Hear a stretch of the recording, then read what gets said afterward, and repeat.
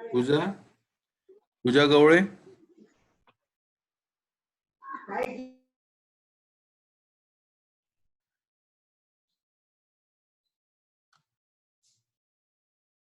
पूजा माझा आवाज येतोय?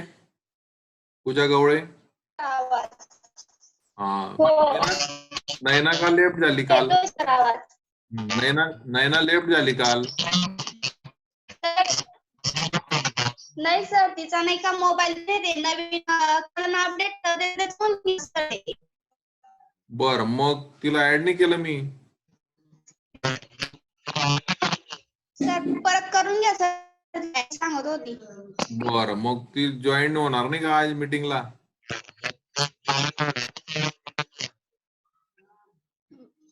विचारावं लागेल सर तिला, काय नाही होते काय. ठीक आहे, जाऊ दे, उद्या करेल. मग लेक्चर संपल्यावर ऍड करून घेईल. हो चालेल सर. चला सुरुवात करायची. 10 विद्यार्थी.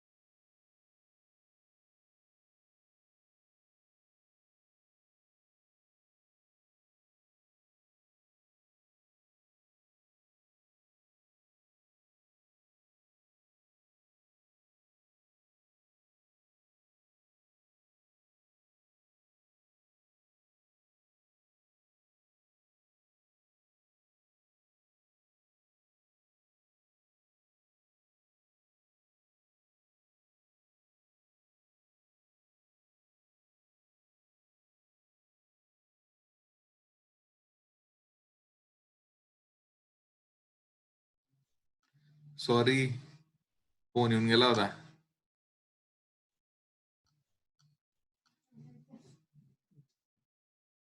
आवाज येतोय माझा? हो सर. हो सर. मी आता स्क्रीन शेअर करतो.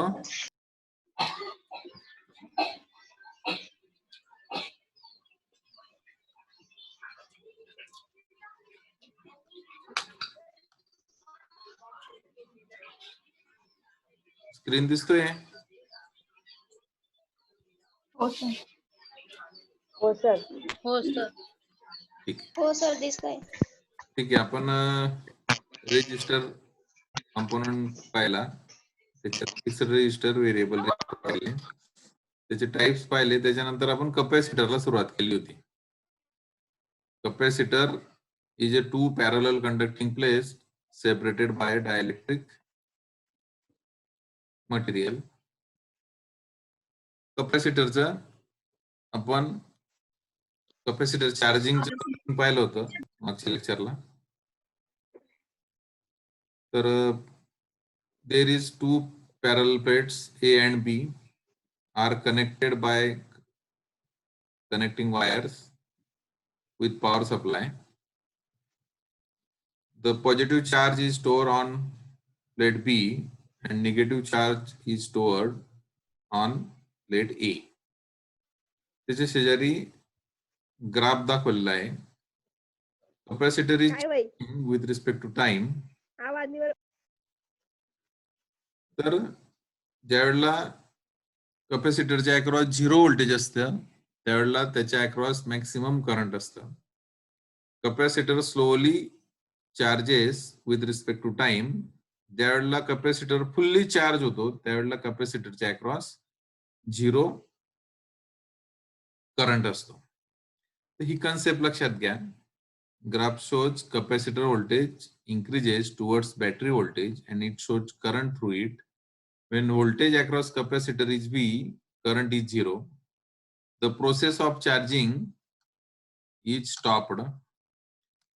तर चार्जिंगची प्रोसेस स्टॉप होते ज्यावेळेला कपॅसिटर फुल्ली चार्ज होतो त्यावेळेला करंट 0 असतं कपॅसिटरच्या अक्रॉस आणि कपॅसिटर चार्जिंग स्टॉप होतं. आज आपण डिस्चार्जिंग ऑफ कपॅसिटर पाहणार आहे. आता पहा या ठिकाणी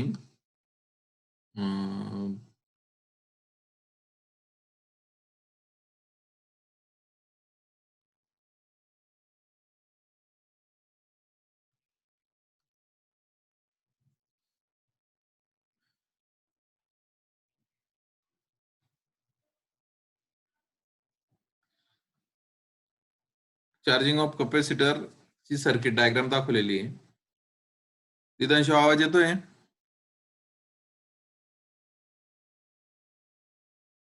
हो सर. हो ठीक आहे. कपॅसिटर डिस्चार्जिंग करायचं आहे. आपण कपॅसिटर चार्जिंग ची फिगर पाहिली की ज्याच्यामध्ये ए प्लेट आणि बी प्लेटला पॉवर सप्लाय कनेक्ट केला होता. आता कपॅसिटर फुल्ली चार्ज झालेला आहे आणि त्याला आता आपल्याला डिस्चार्ज करायचंय. तर तो डिस्चार्ज सुद्धा विथ रिस्पेक्ट टू टाइमच होणार आहे. या ठिकाणी ही जी फिगर आहे सर्किट डायग्राम आहे त्या सर्किट डायग्राम मध्ये कपॅसिटर दाखवलेला आहे. कपॅसिटर तर कपॅसिटरचा सिम्बॉल पहा. It is A 2 parallel conducting plates दाखवलेले आहेत म्हणजे तो कपॅसिटर आहे, पॉवर सप्लाय नाही. कारण दोघं प्लेट्स ह्या सारख्या आहेत. कपॅसिटर पासून कपॅसिटरच्या एका टर्मिनल पासून वायर काढली आणि एक गोल याच्यामध्ये एरो दाखवलेला आहे, सर्कल मध्ये एरो दाखवला आहे. तर या सिम्बॉलला आपण काय म्हणतो? Current meter. गोल सर्कल आहे, सर्कल मध्ये एरो दाखवला आहे, या सिम्बॉलला करंट मीटर असं म्हणतो आपण. तर कपॅसिटरच्या सिरीज मध्ये करंट मीटर लावलंय. करंट मीटरच्या पुढे सिरीज मध्ये एक सर्कल दाखवलंय, त्याच्यामध्ये कॉईल दाखवली, तो बल्ब आहे. आपला 60 वॅटचा बल्ब असतो ना, तुम्ही पाहिलेला आहे की त्याच्यामध्ये एक टंगस्टनची कॉईल असते. तो बल्बची कॉईल दाखवली आहे. त्या बल्ब पासून एक वायर घेतली, ती पुढे दुसऱ्या प्लेटला कनेक्ट केली कपॅसिटरची. काय होतं? कपॅसिटर फुल्ली चार्ज असेल आणि आपण जर त्याच्या सिरीज मध्ये करंट मीटर लावलं आणि त्याच्या सिरीज मध्ये बल्ब लावला तर काय होतं? कपॅसिटरच्या अक्रॉसचं व्होल्टेज कमी कमी होतं. व्होल्टेज असताना करंट काय होईल? वाढेल. कारण मॅक्सिमम व्होल्टेज त्याच्या अक्रॉस जे स्टोअर होतो त्यावेळेला करंट 0 असतो. जसं त्याच्या अक्रॉसचं व्होल्टेज कमी कमी होईल तसं करंट वाढत जाईल. जो बल्ब आहे तो बल्ब ग्लो होईल. बल्ब ग्लो झाल्यामुळे काय होईल? कपॅसिटर फुल्ली डिस्चार्ज होईल.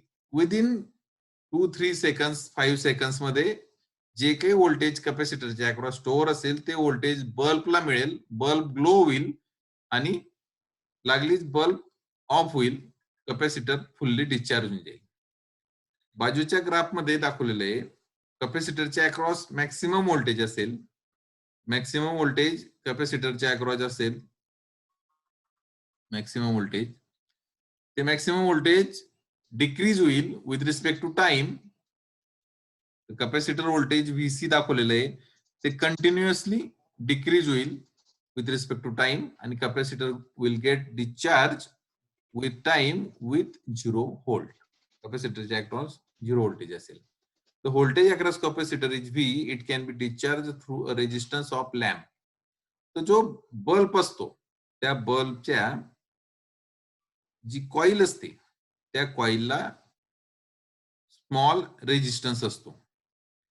तर तो जो रेजिस्टन्स आहे it can be discharge through a resistance of bulb और लॅम्प. तर कॅपॅसिटर फुल्ली चार्ज असेल त्याला डिस्चार्ज थ्रू पाथ द्यावा लागेल, त्याला काहीतरी रेजिस्टन्स द्यावा लागेल आणि त्या रेजिस्टन्स थ्रू तो डिस्चार्ज होईल. The lamp glows for a short time and then it becomes off because voltage decreases from V. V is the maximum voltage to 0 as shown in graph. The simple capacitor charging and discharging तुमच्या लक्षात आलं असेल. First इयरला तुम्ही शिकले capacitor charging आणि discharging. तर ही theoretical part आपण शिकतोय. कॅपॅसिटर कशा पद्धतीने वर्क करतो, कॅपॅसिटर कशा पद्धतीने चार्जिंग आणि डिस्चार्जिंग करतो. आता महत्वाचं म्हणजे या ठिकाणी पुढची कन्सेप्ट आहे की आरसी टाइम कॉन्स्टंट. तर आरसी टाइम कॉन्स्टंट मध्ये आपण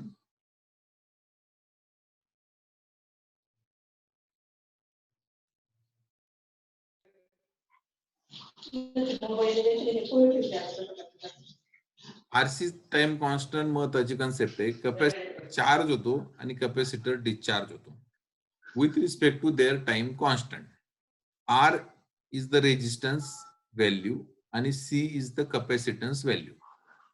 The time constant is the time in which capacitor gets charged up to 63.28% of applied voltage. बॅटरीचे जेवढं व्होल्टेज आपण लावलेलं असेल त्या बॅटरीच्या व्होल्टेजच्या 63.28% of applied voltage capacitor will be charged, or it is the time in which capacitor gets discharged up to the 36.72% of its initial voltage. तर जे काही व्होल्टेज लावलेलं असेल त्याच्या 63% ने तो चार्ज होतो, बरोबर, आणि 63% ने तो फुल्ली चार्ज असतो आणि तो डिस्चार्ज होईल तर ते 63%च्या डिस्चार्ज होईल तो 36.72% ऑफ इनिशियल व्होल्टेज. त्याच्या अक्रॉस जे इनिशियल व्होल्टेज त्याच्या 36.72% तो डिस्चार्ज होईल. आता हा आरसी टाइम कॉन्स्टंट कसा कॅल्क्युलेट करतात तर त्याचे सिंपल रिलेशन आहे. It is calculated by formula RC time constant T is equal to R into C. R is the resistance value and C is the capacitance value. R is measured in ohm and capacitor is measured in farad. तर जर kilo ohm मध्ये असेल तर त्याचे conversion ओम मध्ये करावं लागेल तुम्हाला. जर मायक्रो फॅरेड मध्ये असेल तर त्याचे कन्व्हर्शन फॅरेड मध्ये तुम्हाला कॅपॅसिटरची व्हॅल्यू करावं लागेल. फॉर एक्झाम्पल एक घेतलेलं आहे त्या ठिकाणी. If a capacitor of 5 microfarad is charged through a resistance of 2 mega ohm and through 10 volt battery, then the time constant is. Time constant काढलेला आहे. Time constant T is equal to R into C. R ची value टाकली 10 mega ohm, आपलं 2 mega ohm. 2 mega ohm means 2 into 10⁶ ohm. 5 microfarad means 5 into 10⁻6 farad. याचे जर calculation केलं 10⁻+6 and 10⁻6 get cancel. So 2 into 5, 2 multiplied by 5 is 10 second is the time constant for this 5 microfarad capacitor. 5 microfarad चा time constant 10 second आहे. मग in 10 second time capacitor will get charge up to 63.28% of battery voltage, that is up to कितीने त्याचे voltage वाढेल तर 6.328 voltage. ते for example आपण घेतलेलं आहे. अशा पद्धतीने तुम्हाला 1 मार्काला 2 मार्काला एक्झाम्पल विचारलं जाईल. आरसी टाइम कॉन्स्टंट डिटरमाइन किंवा calculate the RC time constant for the given capacitor value and resistance value. 2 मार्काला तुम्हाला असा प्रश्न विचारला जाऊ शकतो. त्या दृष्टीने हा आरसी टाइम कॉन्स्टंट महत्वाचा आहे. आरसी टाइम कॉन्स्टंट कॅपॅसिटरच्या थेअरीमध्ये आलाच पाहिजे. R is the resistance value, C is the capacitance value. ठीक आहे. सगळ्यांनी अटेंडन्स चॅट बॉक्स मध्ये आपले नाव लिहून टाकून द्यायचं आहे की जेणेकरून त्या ठिकाणी रेकॉर्ड होऊन जाईल. आरसी टाइम कॉन्स्टंट भरपूर इलेक्ट्रॉनिक सर्किट जे असतात ते इलेक्ट्रॉनिक सर्किट डिझाईन करण्यासाठी आरसी टाइम कॉन्स्टंट महत्वाचा असतो. त्या ठिकाणी कॅपॅसिटर चार्जिंग आणि डिस्चार्जिंग हे आरसी टाइम कॉन्स्टंटवर अवलंबून आहे. तर कॅपॅसिटर चार्जिंग डिस्चार्जिंग करताना आरसी टाइम कॉन्स्टंटचा फॉर्म्युला महत्वाचा आहे आणि तो आपल्याला केव्हाही ओरल मध्ये विचारला, what is mean by time constant? The time constant capital T is equal to R into C. R is the capacitance, R is the resistance value, and C is the capacitance value. Capital T is the time. RC time constant, time in second. तर ह्या बारीक बारीक गोष्टी कॅपॅसिटरच्या बद्दल तुम्हाला माहिती पाहिजे आणि कायमस्वरूपी तुम्ही लक्षात ठेवल्या पाहिजे. त्याच्यानंतर टाइप ऑफ कॅपॅसिटर्स आपल्याला पाहिजे. जसं आपण रेजिस्टन्सचे टाइप्स पाहिले, फिक्स्ड रेजिस्टन्स, व्हेरिएबल रेजिस्टन्स, तसे आपल्याला आता कॅपॅसिटरचे टाइप्स पाहिजे. कॅपॅसिटरचे टाइप्स, त्याचं स्पेसिफिकेशन, त्याचं कन्स्ट्रक्शन, त्याचं वर्किंग हे आपल्याला आणि त्याचं स्पेसिफिकेशन आपल्याला पाहिजे.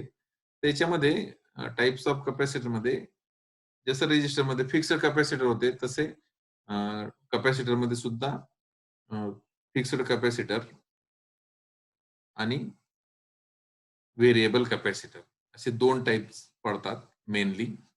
त्याच्यामध्ये कॅपॅसिटर, फिक्स्ड कॅपॅसिटर मध्ये पुन्हा दोन टाइप्स पडतात, एक नॉन पोलर कॅपॅसिटर आणि पोलर कॅपॅसिटर. तर नॉन पोलर म्हणजे ज्या कॅपॅसिटरला पोलॅरिटी नसते. आपण सिम्बॉलिक रिप्रेझेंटेशन पाहिलं कॅपॅसिटरचं की ज्याच्यामध्ये काही कॅपॅसिटरला पोलॅरिटी दाखवली असते आणि काही सिम्बॉल्स मध्ये पोलॅरिटी नसते. त्याच्यावरनं दोन टाइप्स पडतात, नॉन पोलर कॅपॅसिटर आणि पोलर कॅपॅसिटर. तर नॉन पोलर कॅपॅसिटरचे टाइप्स आहे पेपर कॅपॅसिटर. तर पेपर कॅपॅसिटर कशावर नाव पडलंय त्याचं की त्या ठिकाणी डायइलेक्ट्रिक मटेरियल जे आहे ते पेपर वापरलेलं आहे. दोन पॅरलल कंडक्टिंग प्लेट्स मध्ये डायइलेक्ट्रिक मटेरियल हे पेपर वापरलंय म्हणून त्याला पेपर कॅपॅसिटर असं म्हणतात. दोघं पॅरलल कंडक्टिंग प्लेट्स मध्ये मायका वापरलेला असेल, डायइलेक्ट्रिक ॲज ए मायका वापरलेला असेल तर त्याला मायका कॅपॅसिटर असं म्हणतात. पॉलिस्टर डायइलेक्ट्रिक वापरलं असेल तर त्याला पॉलिस्टर कॅपॅसिटर म्हणतात. सिरॅमिक वापरलं जातं. तर हे सर्व इन्सुलेटिंग मटेरियल्स आहेत. पेपर, मायका, पॉलिस्टर, सिरॅमिक हे सर्व इन्सुलेटिंग मटेरियल्स आहेत. हे मटेरियल वापरून कॅपॅसिटर डिझाईन केलेलं असेल, कॅपॅसिटर मॅन्युफॅक्चर केला असेल तर त्याच्यावरून त्याचे टाइप्स पडलेले आहेत. These are all non polar capacitors. तर paper capacitor, mica capacitor, polyester capacitor, ceramic capacitors are non polar capacitors. त्याच्यानंतर पुढचा टाइप्स आहे फिक्स्ड कॅपॅसिटरचा, अल्युमिनियम इलेक्ट्रोलायटिक कॅपॅसिटर. तर aluminium electrolytic capacitor is the polar capacitor. याला polarity असते. या ठिकाणी अल्युमिनियम कंटेनर वापरलेलं असतं म्हणून आणि इलेक्ट्रोलाइट सोल्युशन असतं. तर अल्युमिनियम इलेक्ट्रोलाइट हा पोलर कॅपॅसिटर असतो. तर ते कॅपॅसिटरची जी बॉडी आहे बाहेरची ती अल्युमिनियम कंटेनर असेल आणि त्याच्यामध्ये इलेक्ट्रोलाइट ॲज ए सोल्युशन वापरलेलं असेल. तसंच टँटलम इलेक्ट्रोलाइट हा सुद्धा पोलर कॅपॅसिटर आहे. तर टँटलियमची कंटेनर असेल आणि त्याच्यामध्ये जे इलेक्ट्रोड्स आहेत ते टँटलमचे वापरलेले असतील आणि इलेक्ट्रोलायटिक सोल्युशन वापरलं असेल तर हा सुद्धा पोलर कॅपॅसिटर आहे. याच्यावर पोलॅरिटी दाखवलेली असते प्लस ऑर मायनस. ठीक आहे. तर these are the types of fixed capacitor. तर आता आपण सुरुवात करणार आहे पेपर कॅपॅसिटर पासून. तर सिंपल कन्स्ट्रक्शन आहे पेपर कॅपॅसिटरचं. पेपर कॅपॅसिटर मध्ये सिंपल कन्स्ट्रक्शन दाखवलेलं आहे. तर याच्यामध्ये एक पेपरचा रोल असेल, पेपरचा रोल आणि कंडक्टिंग फॉइलचा रोल. तर आपल्याला माहिती आहे it is a two parallel conducting plates separated by dielectric material. तर पेपर कॅपॅसिटर हा सर्क्युलर शेप मध्ये असेल, त्याच्यापासून 2 लीड्स काढलेले असतील. Paper capacitor manufactured by rolling 2 means 2 thin metal foils. मेटलच्या 2 फॉइल्स असतील. Foils is a long strip of metal. Metal highly conducting असेल, त्याचे मेटलची फॉइल असेल, 2 थिन मेटल फॉइल घेतल्या, सेपरेटेड बाय पेपर रोल. तर 2 मेटलच्या फॉइलमध्ये आतमध्ये पेपर रोल टाकला असेल, की जेणेकरून दोघं फॉइलचा एकमेकांशी कॉन्टॅक्ट व्हायला नको. दोघं फॉइल जे आहेत मेटलच्या त्या सेपरेट झाल्या पाहिजे. आपण पाहिलं कॅपॅसिटरचं कन्स्ट्रक्शन, ए प्लेट वेगळी असेल, बी प्लेट वेगळी असेल, दोघं प्लेटच्या आतमध्ये डायइलेक्ट्रिक मटेरियल असेल. त्या पद्धतीने मॅन्युफॅक्चर पेपर कॅपॅसिटर तयार करतो. फिगर वरून तुमच्या लक्षात आलं असेल, डॉटेड जे दाखवलेलं आहे ती फॉइल आहे, मेटलची फॉइल आहे, आणि प्लेन जो सरफेस दाखवलेला आहे, प्लेन जो सरफेस दाखवला आहे तो पेपर आहे. तर साधं सिंपल पेपर कॅपॅसिटरचं कन्स्ट्रक्शन आहे. याच्यात दिस इज महत्वाचं म्हणजे नॉन पोलर कॅपॅसिटर आहे, because polarity is not mention on this capacitor. कोणत्याही प्रकारे पोलॅरिटी या कॅपॅसिटरच्या टर्मिनलवर दाखवली नसते ना कुठेच दाखवली असते. त्यामुळे हा नॉन पोलर कॅपॅसिटर आहे. याची स्पेशालिटी आहे मीडियम रेंज ऑफ कॅपॅसिटन्स. म्हणजे कारण मेटल फॉइल आपण किती लांब घेऊ शकतो, जास्त जास्त जास्त नाही घेऊ शकत. त्याच्यामुळे याची जी रेंज आहे कॅपॅसिटन्सच्या व्हॅल्यूची ती मीडियम असते. सर्वात महत्वाचं स्मॉल साईज असते आणि non polar. These are the speciality of this paper capacitor. याची जी टिपिकल रेंज आहे ती 500 पिकोफॅरेड टू 1 मायक्रोफॅरेड.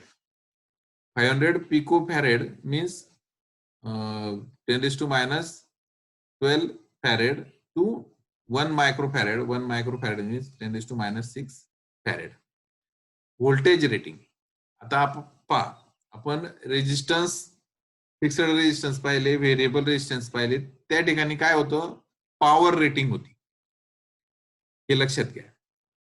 रेजिस्टन्स मध्ये आपण टिपिकल रेंज किंवा त्याच्यात पॉवर रेटिंग ही किती पॉवर डिलिव्हर होईल त्या डिव्हाइस मधून, इलेक्ट्रॉनिक डिव्हाइस मधून, असं आपण त्या ठिकाणी म्हणत होतो. या ठिकाणी व्होल्टेज रेटिंग आहे, कारण capacitor is charge with battery voltage. म्हणजे कॅपॅसिटरच्या अक्रॉस बॅटरीचे जे व्होल्टेज असेल ते स्टोअर होतं. म्हणून कॅपॅसिटरची काय घेणार आहे, व्होल्टेज रेटिंग. आणि रेजिस्टन्सची काय होती, पॉवर रेटिंग. तर या पेपर कॅपॅसिटरची व्होल्टेज रेटिंग म्हणजे त्याच्या कॅपॅसिटरच्या अक्रॉस व्होल्टेज स्टोअर करायची कॅपॅसिटी, तिला काय म्हणू आपण, व्होल्टेज रेटिंग. किती असेल, 100 व्होल्ट टू 1000 व्होल्ट. 100 व्होल्ट पासून तर 1000 व्होल्ट पर्यंत पेपर कॅपॅसिटर त्याच्या दोघं प्लेट्सवर व्होल्टेज स्टोअर करायची कॅपॅसिटी असू शकते. 1000 व्होल्टच्या वरती जर व्होल्टेज स्टोअर करायचे असेल तर पेपर कॅपॅसिटर वापरत नाही. त्याच्यासाठी पुढचे कॅपॅसिटर जे आहेत ते वापरले जातात. तर ही typical range 500 picofarad to 1 microfarad and voltage rating is 100 volt to 1000 volt. हे लक्षात ठेवायचं. हे झालं पेपर कॅपॅसिटर. दुसरा जो आहे तो मायका कॅपॅसिटर. आता for example mica is the insulating material, dielectric मधून काम करणार आहे. या ठिकाणी mica capacitors are square or rectangular shape मध्ये असतात. पेपर कॅपॅसिटरच्या सर्क्युलर शेप मध्ये असतात. Mica capacitors are rectangular or square shape मध्ये असतात विथ टिन्ड वायर लीड्स. तर ही जी फॉइल दाखवलेली आहे, वरची जी सगळ्यात वरची रेक्टँग्युलर प्लेट दाखवली, ती फॉइल दाखवली, तिच्यापासून आणि ही मधली जी प्लेन प्लेट आहे तिच्यापासून एक लीड काढलं जातं. जे पॅरलल कंडक्टिंग 2 प्लेट्स आहेत त्याच्यापासून लीड काढलं जातं आणि त्या लीडवर 3 मटेरियल कोटिंग केलेलं असेल. लीड कशाचे काढतात, तर जनरली कॉपरचे, कारण copper is a good conductor. आणि त्याच्यापासून रेजिस्टन्सचे पण लीड कशाचे असतात, तर कॉपरचे असतात. कपॅसिटरचे पण लीड्स कशाचे असतात, कॉपरचे असतात. परंतु कॉपर जे आहे ते एन्व्हायरमेंट मध्ये जर आलं तर त्याच्यावर कार्बन येतो. कार्बन येतो ना. कॉपर जर आपण उघडं ठेवलं, कॉपरचं भांड जे आहे, कॉपरचा पिंप असेल, तो जर उघडा असेल आणि ह्युमिडिटी जर असेल, ऍटमॉस्फिअर मध्ये मॉइश्चर असेल, तर त्याच्यावर कार्बन येऊन जातो, तो काळा पडतो. म्हणून याचे लीड्सवर कार्बन येऊन जातात जर ते ओपन ठेवले तर कॉपरचे. म्हणून त्याच्यावर कार्बन येऊ नये म्हणून त्याच्यावर टीन इज द एसएन मेटल 10 मिनिटासाठी अपग्रेड केलंय. प्रेझेंटी सगळ्यांनी टाकून द्या. 10 मिनिटासाठी अपग्रेड झालंय. हे जे मेटल आहे ते टीन मेटल त्या कॉपरवर बारीक कोटिंग केलेलं असतं. तर त्याच्यामुळे त्याच्यावर कार्बन येत नाही. मायका कॅपॅसिटर्स आर स्क्वेअर और rectangular in shape with tinned wire leads. त्याची स्पेशालिटी आहे हाय टेम्परेचर, कारण डायरेक्ट मेटलचे जे फॉईल असतील आणि मायका डायलेक्ट्रिक आहे त्याच्यामुळे हाय टेम्परेचर रेंज ही जरी दोघं पॅरल प्लेट्स मधून हीट रेडिएट होत असेल तरी या कॅपॅसिटरला काही होत नाही. म्हणून तो हाय टेम्परेचर रेंजला काम करतो. किंवा जर त्या कॅपॅसिटरच्या सराउंडिंग, आता काय असतं, काही जे इलेक्ट्रॉनिक सर्किट्स आहेत हे मोठ्या मोठ्या कंपनीमध्ये ज्या ठिकाणी हाय टेम्परेचर असतं, सराउंडिंग टेम्परेचर हाय असतं, काही ठिकाणी सराउंडिंग टेम्परेचर लो असतं, -55 डिग्री सेंटीग्रेड म्हटलेलं आहे. म्हणजे ज्या ठिकाणी लो टेम्परेचरला आपल्याला इलेक्ट्रॉनिक सर्किट काम करायला पाहिजे, कॅपॅसिटर चार्ज व्हायला पाहिजे, डिस्चार्ज व्हायला पाहिजे, त्या ठिकाणी मायका कॅपॅसिटर वापरले जातात. हाय टेम्परेचर असेल त्या ठिकाणी सुद्धा मायका कॅपॅसिटर वापरले जातात. +or-150 डिग्री सेंटीग्रेड म्हणजे खूप टेम्परेचर झाला तर ज्या एन्व्हायरमेंट मध्ये जास्त टेम्परेचर असेल आणि त्या ठिकाणी तुमचे इलेक्ट्रॉनिक सर्किट काम करायला पाहिजे, तर त्या पद्धतीने ते डिव्हाइस जे आहेत, रेजिस्टर, कॅपॅसिटर, इंडक्टर, त्या पद्धतीने ते डिझाईन केले जातात. की जर म्हणजे या सगळ्या गोष्टींचा विचार केला जातो. तुम्ही इलेक्ट्रॉनिक सर्किट एखादं डिझाईन करणार, ते इलेक्ट्रॉनिक सर्किट कोणत्या एन्व्हायरमेंटला काम करणार आहे, रूम टेम्परेचरला काम करणार आहे का रूम टेम्परेचरपेक्षा जास्त टेम्परेचरला काम करणार आहे का लो टेम्परेचरला काम करणार आहे, या सगळ्या गोष्टींचा विचार करून ते सर्किट डिझाईन केलं जातं आणि त्याच्यामध्ये ते इलेक्ट्रॉनिक कॉम्पोनंट माउंट केले जातात. त्यामुळे हे तुम्ही काळजीपूर्वक लक्षात घ्या की प्रत्येक याची स्पेशालिटी लिहितोय आपण, प्रत्येक याचं टिपिकल रेंज किंवा त्याला कोणत्या कोणत्या गोष्टी मध्ये ते वापरता येऊ शकतात हे लिहितोय आपण. तर टिपिकल रेंज जी आहे ती 5 पिको फॅरेड पासून 10,000 पिको फॅरेड पर्यंत. म्हणजे आपण कमीत कमी कॅपॅसिटर, कमीत कमी व्हॅल्यूच्या कॅपॅसिटर या ठिकाणी मायका कॅपॅसिटर वापरून बनवू शकतो. व्होल्टेज अबाउट तर मॅक्सिमम 500 व्होल्ट पर्यंत त्या दोघं पॅरल प्लेटवर आपण व्होल्टेज स्टोअर करू शकतो. पेपर कॅपॅसिटर जास्त स्टोअर करतात 1000 व्होल्ट पर्यंत, परंतु पेपर कॅपॅसिटर लो टेम्परेचरला काम करणार नाही, हाय टेम्परेचरला काम करणार नाही. हा त्याचा ड्रॉबॅक आहे. म्हणून कोणता कॅपॅसिटर कोणत्या एन्व्हायरमेंट मध्ये वापरायचा सुरुवातीला ते आपण डिझायनिंग करतानाच आपण ठरवलं पाहिजे. त्याच्यानंतर आहे सिरॅमिक कॅपॅसिटर. सिरॅमिक कॅपॅसिटर मध्ये सिरॅमिक इज अ डायइलेक्ट्रिक म्हणून वापरलं जातं. जनरली आपल्या लॅबोरेटरीमध्ये सिरॅमिक कॅपॅसिटर वापरले जातं. आपण जे सर्किट ते रूम टेम्परेचरला आपण तयार करतो, डिझाईन करतो आणि त्याचं ऍप्लिकेशन तयार करतो. It is constructed by depositing silver plates. तर सिरॅमिकची एक बारीक प्लेट घेतली, त्याच्या एका साइडला सिल्वर डिपॉझिट केलं आणि दुसऱ्या साइडला पण सिल्वर डिपॉझिट केलं. म्हणजे 2 पॅरलल प्लेट्स झाल्या आणि आतमध्ये काय झालं, सिरॅमिक इज द डायइलेक्ट्रिक झालं. तर पहिला जो आहे तो डिक्स टाईप सिरॅमिक कॅपॅसिटर आहे.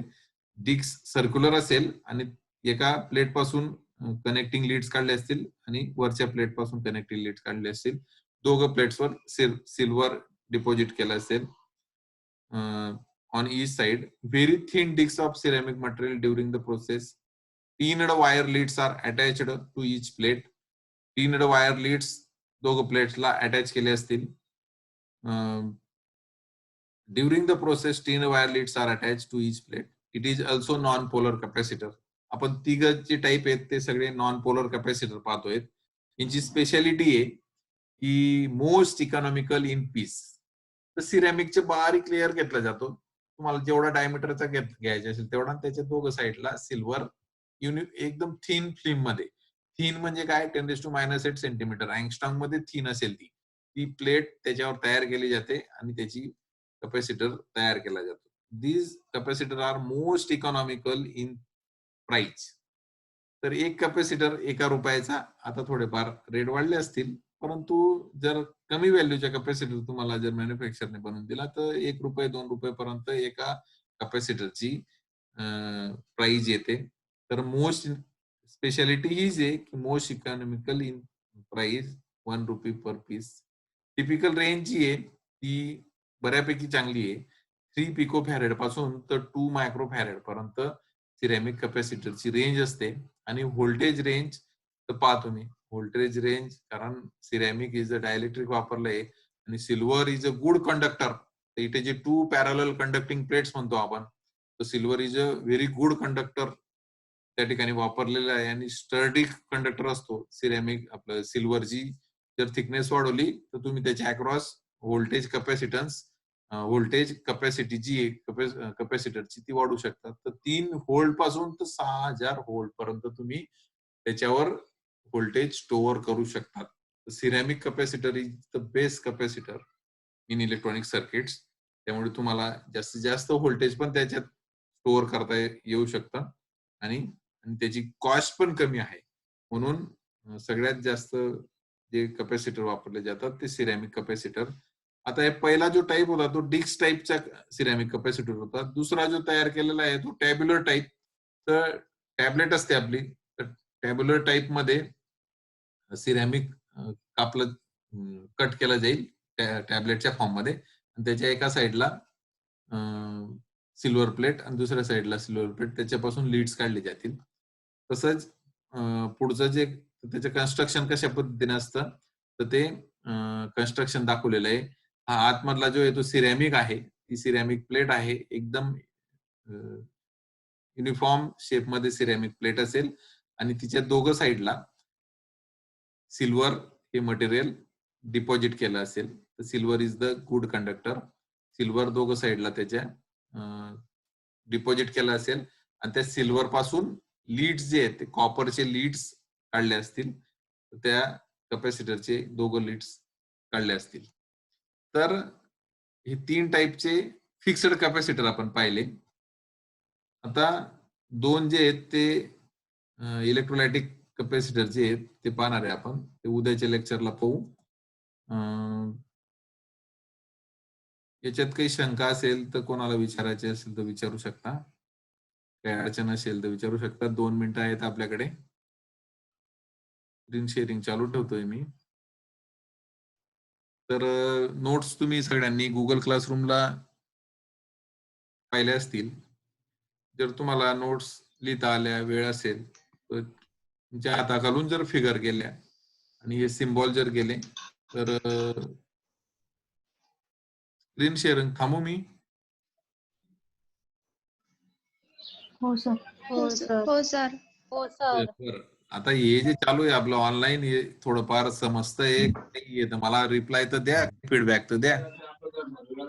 समजतंय ना सर. समजतंय सर. समजतंय सर. मला चेहरे दिसत नाही तर समजतंय सर. वर्गामध्ये समजतंय सर. चेहऱ्यांवरनं मी समजतंय सर. नाही, हळूहळू घेतोय. फक्त काय होतंय की तुमचे चेहरे किंवा तुम्हाला समजतंय का नाही मला समजत नाही ना. वर्गामध्ये कसं आहे, तुमच्या चेहऱ्यावरनं मी रीडिंग करून घ्यायचो की तुम्हाला समजलंय का नाही समजलं. त्याच्यामध्ये मला प्रॉब्लेम होतोय. मी एकसारखं मी बोलत राहील आणि तुमचा काहीतरी रिप्लाय नसेल तर अडचण होऊन जाईल. आज 12 लोक जॉईन झाले, बाकीचे लोक जॉईन नाही होते.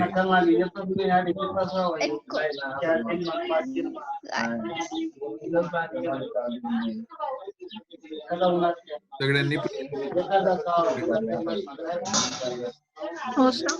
1 मिनिट राहिला आहे. गायत्रीचा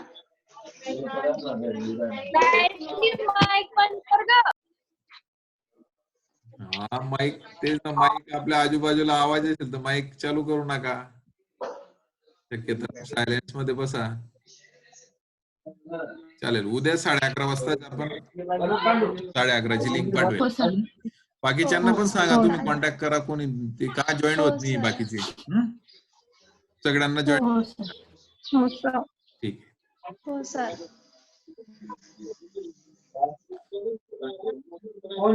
गायत्री